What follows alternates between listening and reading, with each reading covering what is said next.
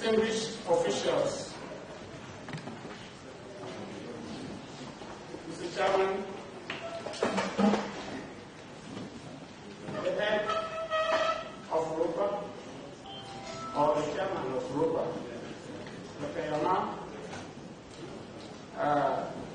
first I would want to thank you for your presence and your patience. I'm standing in here on behalf of the Commissioner responsible for Agriculture, Environment and Water Resources. To apologize for his absence this morning, and my colleague, the Director for Agriculture and Rural Development.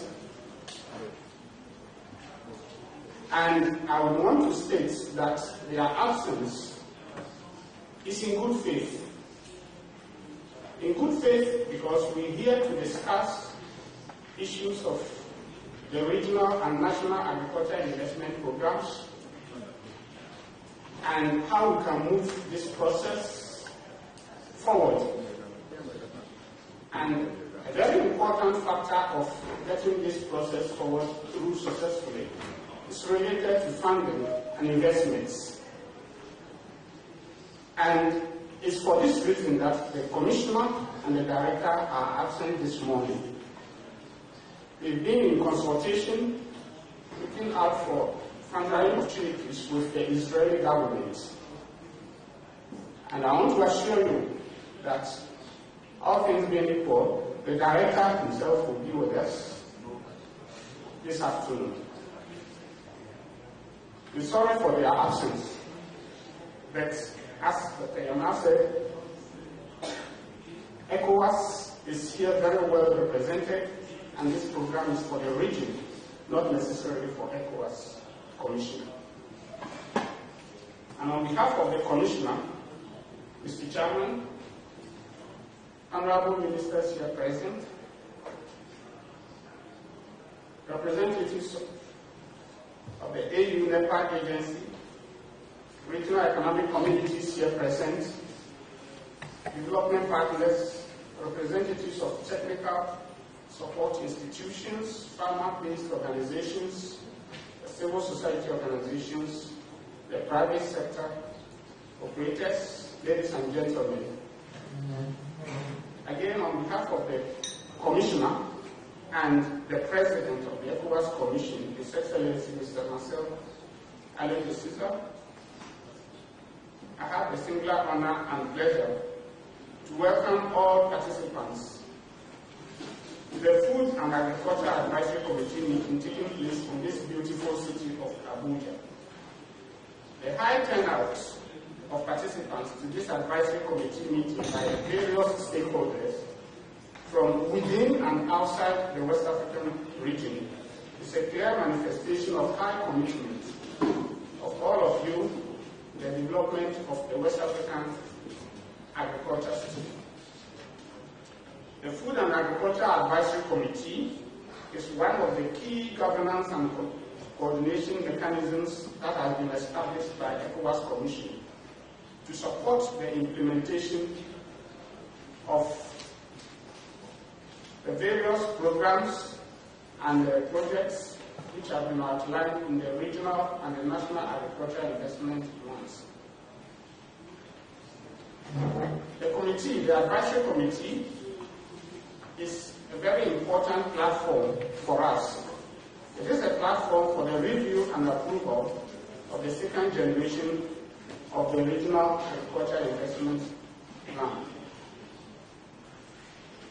This gathering, therefore, provides a unique opportunity for sharing of best practices and experiences emanating from the first generation of the regional and the national agricultural investment plans.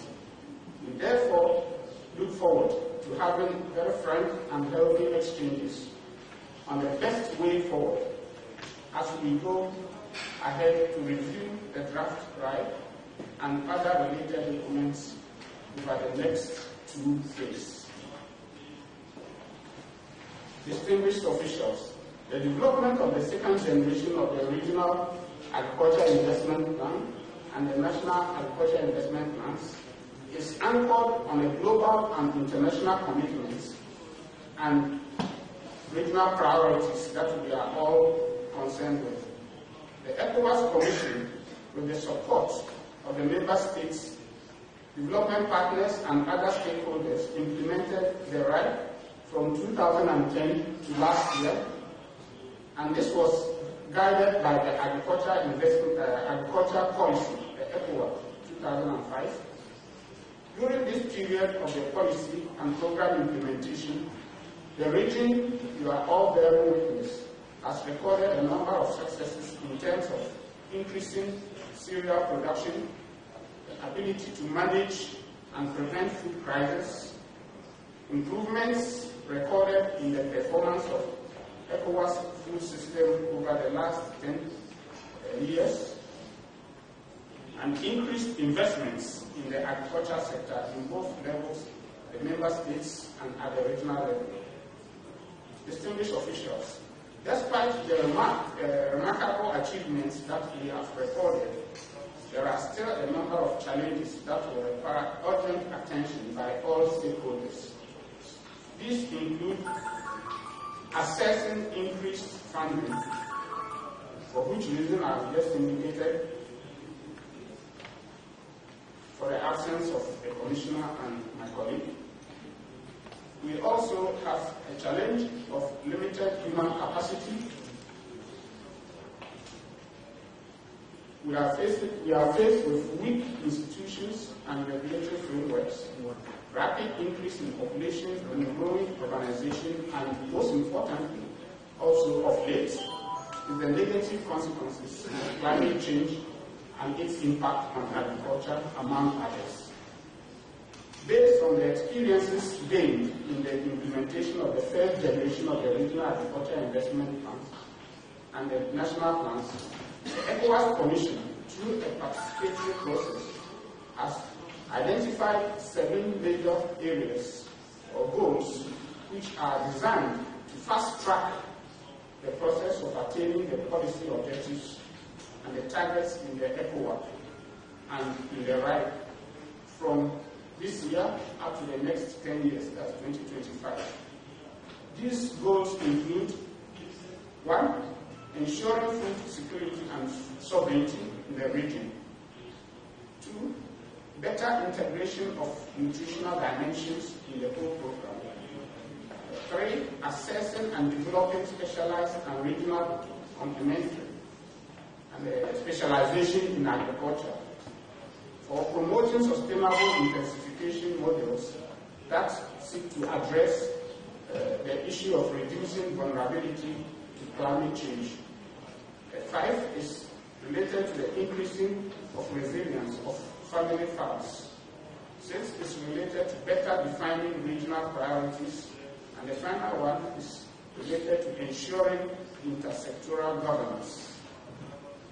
Distinguished officials, the review process of the RIPE has also been able to identify the development of value chains for cash crops, increased prioritization of livestock and animal production, as well as giving increased priority to gender promotion and youth employment. The issues highlighted above are a manifestation that ECOWAS Commission has taken on board new and emerging issues based on experiences from the implementation of the RIPE from 2010 up to last year. The development of the RIPE has also taken on board the continental and international commitments of ECOWAS member states. These include the African Agenda 2063, the Malabo 2014 Declaration, and the Maputo 2003 Declaration, and the Sustainable Development Goals. The linkages of the RIPE to these continental and international policy instruments, we believe, will help to consolidate the gains already registered in the areas of food security and poverty alleviation in West Africa. They would serve as catalysts for accomplishment of food security and sovereignty within the next 10 years. So, honorable ministers here present, our officials, distinguished participants, the objectives of this Abuja meeting are very clear and specific in terms of defining the roadmap for the finalization and approval of the Regional Agriculture Investment Plan, and later in 2017, the National Agriculture Investment Plans. A key deliverable will be the ECOWAP 2025 Outlook indicators, which will guide all stakeholders in ensuring the intended targets are achievable and realizable within the policy implementation timeframe. And in this regard, I would like to encourage all participants in this meeting to provide relevant advice and suggestions on how best we can work together to make the program realizable. I would also want to thank our development partners, both technical and financial, who have supported the implementation of the ECOWAS regional agriculture policy through the right and the night up to this time and the way forward. We believe that your accompanying us is a very, very vital factor in achieving our objectives. We still need your continued support in the implementation of the ECOWAS right from 2016 up to the 2025 and beyond. The partnership with ECOWAS Commission and most importantly with the peoples of the region is designed to make West Africa free from hunger, poverty, and deprivation. I strongly believe that the eradication of food insecurity and hunger is possible within our generation. Therefore, all hands should be on deck to make this vision a reality. So, in conclusion, I want to once again thank all of you for attending this very important meeting and to wish everybody and all of us a successful deliberation. I look forward to very positive outcomes in our deliberations. Thank you very much for your attention.